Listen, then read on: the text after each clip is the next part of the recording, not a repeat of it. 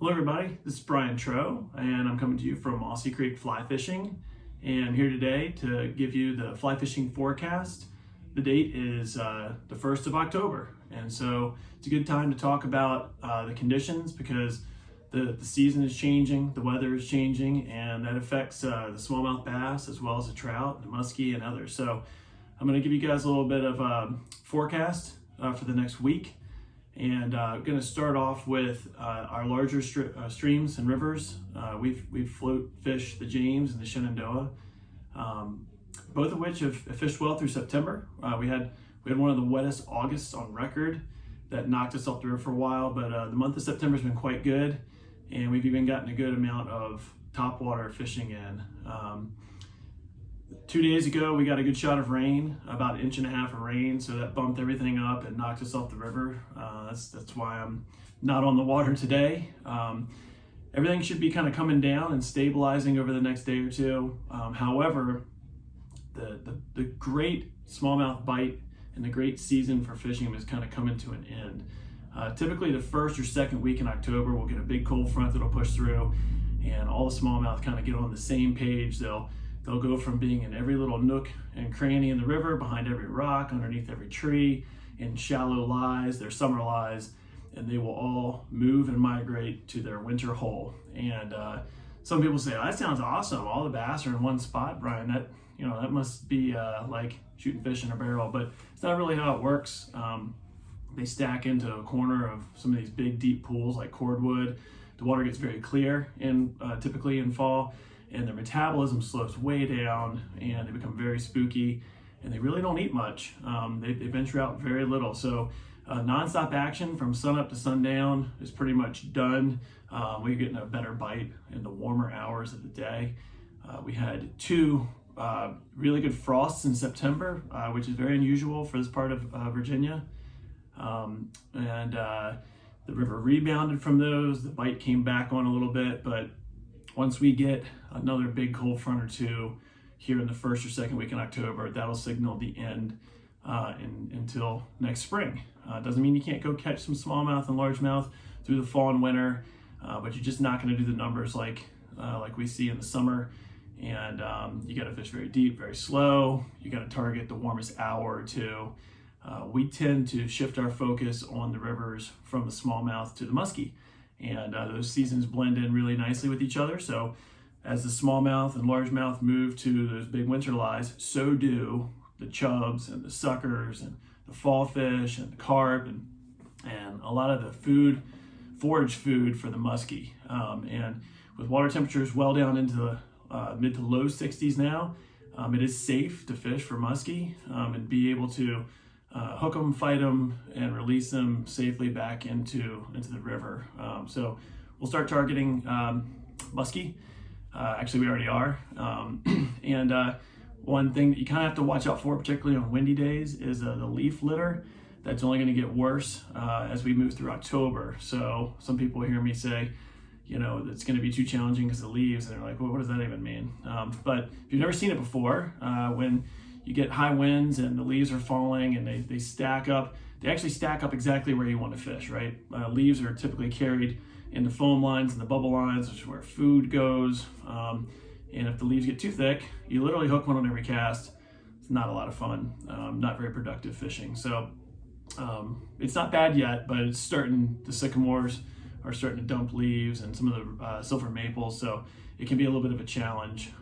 So time to slowly start getting rid of the 6, 7, and 8 weight rods and the smallmouth flies, and shifting over to your 10 and 11 weights and your 450 grain sinking lines and the big flies, the big wet socks, and going after muskie.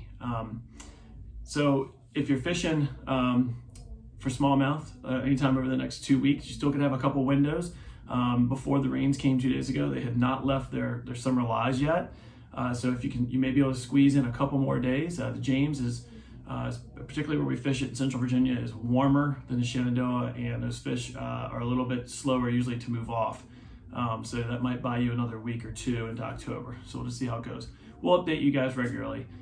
As far as the trout streams, the larger freestone streams, October 1 signals the beginning of the state stocking program. So the state of Virginia stocks fall, winter, and spring, and those stockings typically start today. So, the Department of Game website is the best place to go to look for updates. They try their best to stock delayed harvest streams and special reg waters first as they move around the Commonwealth. As soon as they open up those delayed harvests for the season, we'll let you know. Places like North River delayed harvest, they're a lot of fun to fish, but they're really not fun to fish until they've put the fish in, because nothing really makes it from the season prior. So be on the lookout for that. The good news is we had a really wet August, and water levels are above average for this time of year. Typically, if we're droughty going into the fall, that can really delay the stocking of some of these streams. They don't want to put fish in when there's just not good adequate water flow, so they'll stick to lakes and such. I believe they'll be stocking a whole lot more of these delayed harvests earlier this year, and they're a lot of fun to get out on. So, and they're important too, because they're typically rainbow trout fisheries. Rainbow trout spawn in the spring, and so as we lose the smallmouth bass, and as brown trout start to spawn through the month of October, and brook trout start to spawn, fly fishermen kind of lose in this part of the state some of the species they like to fish for. So having some good rainbow trout fisheries, some places that hold fish over throughout the year, as well as places that just got opened up for the season, those will be important for you to focus on as we go through the next month or two. The brook trout streams are in great shape for this time of year. Some may seem a little bit low, but I promise you they are not as low as they ordinarily are in the fall. You can have the same issues with leaf litter up on those streams, particularly at higher elevations. Some of those trees will start dropping leaves a little bit earlier than down here on the valley floor. Terrestrials are still good to fish for the brook trout. A lot of people think, oh, it's been cold a couple of nights, so the hoppers and stuff are gone. A lot of terrestrials like hoppers are very hardy. In fact, it can take several hard freezes before they're zapped. You'll go out there on a 30-degree morning and you'll see heavy frost, and by the afternoon it'll be 63 degrees and those hoppers will be up and buzzing. And so that's a larger meal that the fish have been relying on for quite a while. So don't neglect your ants and your beetles and your hoppers, because the fish will certainly still eat on them. We also have a saying, go small in the fall. So if you're fishing nymphs and stuff and the water levels are low and clear, a lot of the bug life that exists in the streams this time of year are tiny. And certainly if you're fishing pressured waters, going with a smaller fly, tungsten zebra midges can be very good. But either way, just pick your fly size based on the water levels. If you get up high in the mountains and you're fishing at 3,000 feet, the water's really clear and low, get away from your tungsten jig nymphs and go to a beadhead or to an unweighted fly, pheasant tails, prince nymphs, things of that nature. It seems like sometimes we get so enamored with jigs and beads and everything, we forget that there's really great, more natural, unweighted nymphs that can be very effective for brook trout. So as we go through the month of October, I'm going to bring you more updates. You do want to be aware that the brook trout will start pairing up and begin to spawn this month. There's lots of discussion about exactly when that happens. Quite frankly, it matters it depends on the weather and where you are in the state. So different places will start earlier, but you just you can squeeze in some brook trout fishing right now. They're beautiful, they're colored up, and the water levels are really, really good in most places. The spring creeks have been fishing really well. The water flows are good. So places like Beaver Creek and Buffalo Creek and Mossy Creek and Smith Creek, they've all been fishing quite well. Again, the terrestrials are important. Trichos will be around usually until Halloween, sometimes the first or second week in November. So the tricho hatches are still very, very important. The spinner falls will start happening later in the day. So everybody says tricho hatch, but most people are actually fishing the spinner fall. The trichos can hatch around sunup, but the spinner falls are much more important. They're condensed. It all happens at one time. And, a dead bug is a lot easier to eat than a bug that's flying away.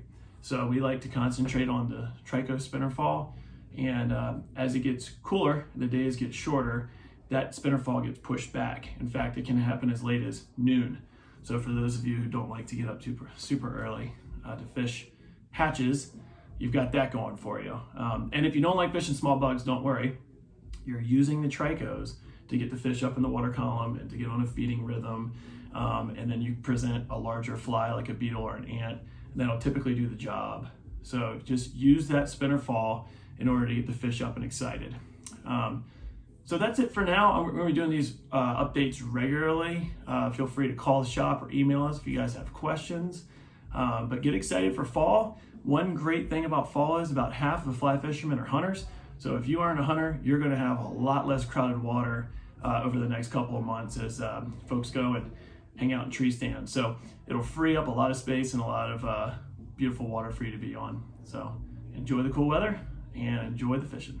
Thanks.